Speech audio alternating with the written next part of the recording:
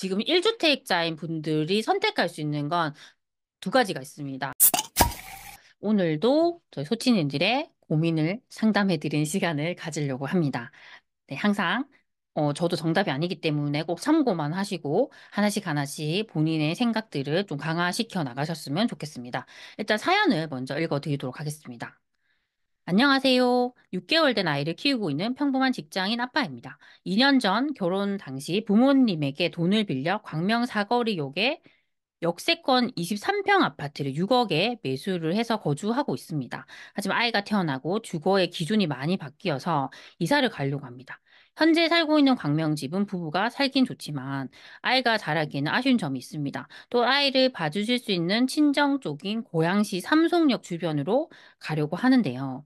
아래와 같은 옵션 중에 고민 중인데 경험이 적은 저희 부부에게 조언해 주시면 감사하겠습니다.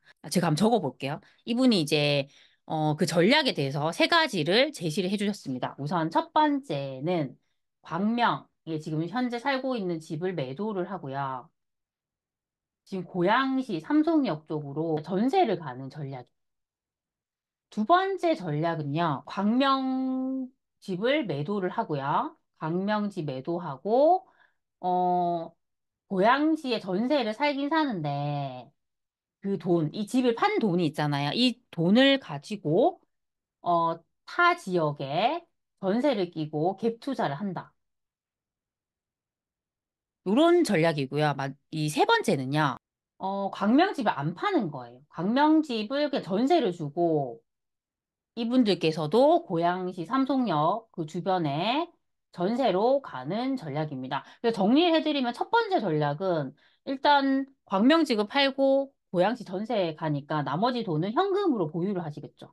그러니까 투자를 하지 않고 현금 보유를 하겠다는 전략이시고요. 두 번째 전략은 광명지에 팔아가지고 고양시에 집을 사는 게 아니라 다른 지역, 뭐 다른 수도권에 있는 지역이든 다른 곳에 집을 전세를 끼고 사준다는 전략입니다. 그렇죠? 그리고 마지막 세 번째는 광명을 안 파는 거죠. 팔지 않고 전세를 두고 그냥 고양시에 친정 부모님이 계신 곳으로 전세를 가겠다는 전략입니다. 그래서 뭐 이 부분도 여러 가지 개개인의 처해진 상황에 따라 다를 수 있습니다. 그래서 저는 좀 객관적으로 제 생각을 좀 이렇게 말씀을 드리도록 하겠습니다. 일단은 저는 어, 첫 번째 전략, 광명집을 팔고 고양시에 이렇게 전세를 가시고요. 무주택으로 되시는 포지션이 가장 안 좋다고 생각합니다. 저는 집은 어떻게든 한 채가 있어야 된다 생각해요. 지금 같은 시기는 뭐 계속 부동산 장이 안 좋잖아요. 부동산 분위기가 안 좋고 아직까지 반등을 못하고 계속 하락한 가격으로 있는 곳들도 많습니다. 근데 이게 영원하진 않을 거예요. 결국에는 지금 사시는 지역들이 계속적으로 또 상승하는 시기가 올 거예요. 그렇게 됐을 때 우리가 집이 없으면 다른 사람들, 집에 있는 사람들은 집값이 올라서 좋아하는데 나는 집이 없기 때문에 그런 기회를 가질 수 없다는 부분이 그런 상대적 박탈감으로 와서 되게 힘들 수 있습니다. 그러니까 저희가 거의 2020년, 21년 그 시기에 딱 그랬잖아요. 그래서 그런 상황들이 발생할 수 있기 때문에 저는 오히려 이런 전략, 그냥 현금만 가지는 전략이 가장 안 좋다고 생각합니다. 두 번째 전략 같은 경우에는요. 충분히 이것도 할 수가 있습니다. 제가 일단 조금 근데 만약 지금 현재 갖고 계시는 그 광명 사거리역의 이 아파트가 정확하게 어떤 아파트인지 제가 알 수 없기 때문에 그 평균적인 이제 제가 대략적인 이제 그 평당가를 받습니다. 대략적인 제가 봤던 아파트 같은 경우는 평당가가 2,100만 원 정도였습니다. 그래서 만약에 이분이 뭐 고양시에 그 집을 살 수도 있고 고양시에 집을 살 수도 있고 고양시가 아닌 다른 곳에 집을 전세 끼고 살 수도 있잖아요. 그쵸? 그랬을 때는 일단은 이 광명집보다는 더 좋은 걸 사야 돼요. 왜냐면 내가 전세를 또 끼고 사기 때문에 더 좋은 걸 사야 됩니다. 왜냐하면 그냥 더 좋은 걸 사지 못할 바에는 오히려 이 집을 안 팔고 그냥 갖고 계시는 게 훨씬 더 나은 선택이거든요. 그쵸? 그래서 그 부분이 중요하죠. 그래서 제가 알아봤더니 일단 만약에 고양시에 어차피 지금 친정 부모님 계셔가지고 아이를 맡겨야 되면 고양시에 집을 살 수도 있습니다. 고양시 덕양구 삼성역 쪽에 있는 아파트, 좀 컨디션이 괜찮은 아파트가 보통 한 2천, 평당 한 2,600만 원 정도 하더라고요. 그러면 이런 아파트를 사는 전략은 괜찮다고 생각합니다. 이렇게 했을 때는 일단 내가 더 좋은 아파트를 살 수 있다는 부분. 요런 지금 2천, 평당 한 2,600만 원 정도 되는 아파트 같은 경우는 지금 광명 사거리역에 있는 아파트보다 훨씬 더 급지가 높아요. 그래서 훨씬 좋은 선택이고요. 또 아이를 친정 부모님과 가까이에서 키울 수 있기 때문에 아이도 안정적인 환경에서 더 키울 수 있죠. 그래서 어떻게 보면 요 전략은 광명에서 지금 고양시 덕양구에 있는 조금 더 급지가 높은 곳으로 상급지로 갈아타는 전략입니다. 그렇죠. 그래서 그런 전략도 저는 좋다고 생각합니다. 그리고 이제 이분께서 말씀하신 타 지역으로 갭 투자하는 전략도 해볼 수 있습니다. 근데 이때 정말 중요한 부분이 있어요. 요때는 우리가 제일 중요하게 봐야 되는 부분이 전세가율이죠. 전세가율. 이 전세가율인데 평균 전세가율을 봐야 돼요. 그 도시의 평균 전세가율이 계속적으로 증가하는 곳인가, 증가하지 않는가를 잘 봐야 돼요. 그래서 그렇게 보면 지금 서울이나 경기도에 있는 도시들이 전세가율이 증가하는 곳들이 많아요. 근데 그 중에서도 그 경기도 안에서도 도시마다 또 다르거든요.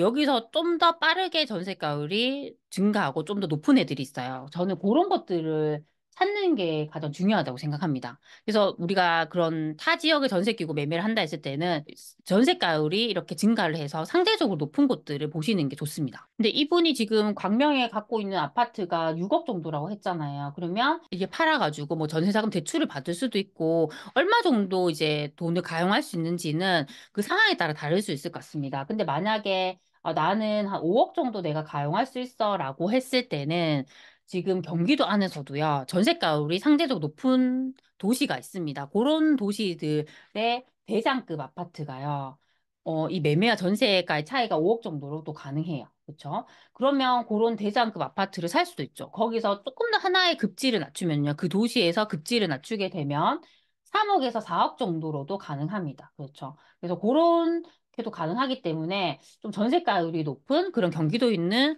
도시에 뭐 정말 1급지나 1.5급지를 사시는 전략도 좋다고 생각합니다. 정말 서울도 생각해 볼 수 있어요. 서울 중에서도 보면 우리가 강동구에서 신축은 사실 힘들 수 있어요. 신축은 매매와 전세가의 갭이 더 차이가 큽니다. 근데 신축 말고 이제 구축 입지가 좋은 구축은 해볼 수 있습니다. 이런 것들이 평당 한 3천만 원 정도 해요. 3천만 원. 근데 매매와 전세 차이가 한 4억 정도면 가능합니다. 그래서 요런 애들도 충분히 볼 수 있다고 생각하고요. 조금 더 이제 그 서울에서 급지를 낮춘다 했을 때는 서울에서도 우리가 급지를 조금 더 낮추면 강북구 같은 곳들은 또 가능합니다. 강북구에서는 준신축도 가능해요. 우리가 준신축이라고 하면 이 준공이 된 지 한 10년 이내인 거죠. 10년 이내. 10년 이내인 아파트도 가능합니다. 또 여기도 보면 평당 여기도 한 3천만 원 정도 하더라고요. 그래서 갭이 3억에서 4억 정도면 가능합니다. 그래서 이 선택지가 많아요. 우리가 경기도에서 아까 말씀드린 저 경기도에서 전세가율이 상대적으로 높은 도시의 1급지를 선택할 수도 있고요. 아니면 우리가 그 나는 서울에 사고 싶어라고 했을 때는 강동구나 강북구에 있는 그런 아파트도 충분히 선택할 수 있습니다. 그래서 그런 것들을 아파트 단위로 하나씩 하나씩 찾아가지고요. 내가 어떤 아파트를 살 수 있는지를 계속 좀 추려 나가시는 작업도 좋다고 생각합니다. 근데 이때 주의해야 할 점이 있습니다. 주의점. 주의점은요. 우리가 전세 끼고 매매를 할 때 제가 항상 강조드리는 부분은 역전세에 대한 부분입니다.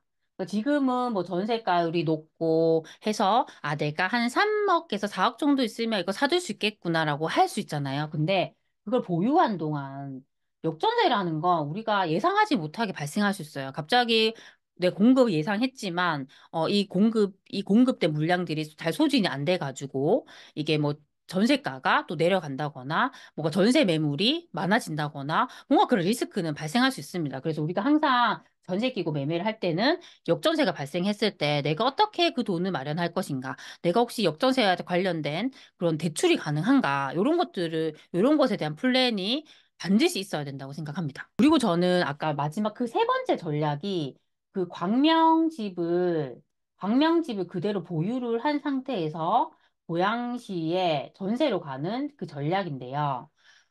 이것도 사실 가능하긴 하지만 이건 크게 이제 변화가 없는 거죠. 왜냐하면 나는 그냥 이 집을 계속 갖고 있는 거예요. 이제 이런 사연을 남겼다라는 것은 뭔가 내 자산을 조금이라도 불리고 싶은 그런 마음도 저는 있다고 생각합니다. 그런 관점에서 봤을 때는 저는 아까 두 번째 전략에서 제가 상급지 갈아타기에 대한 부분 말씀드렸고요. 아니면 다른 지역에 전세를 끼고 사두는 전략도 말씀드렸잖아요. 그 전략이 가장 적합하지 않을까라고 생각합니다. 오늘은 이제 아이를 둔 1주택자 분께서 어떻게 좀 자산을 불려나갈 수 있는지에 대한 부분에 대해서 제가 좀 말씀을 드렸어요. 그래서 좀 정리를 해드리면 지금 1주택자인 분들이 선택할 수 있는 건 두 가지가 있습니다. 상급지로 갈아타기를 하면서 실거주 상태에서 자산을 불리는 전략.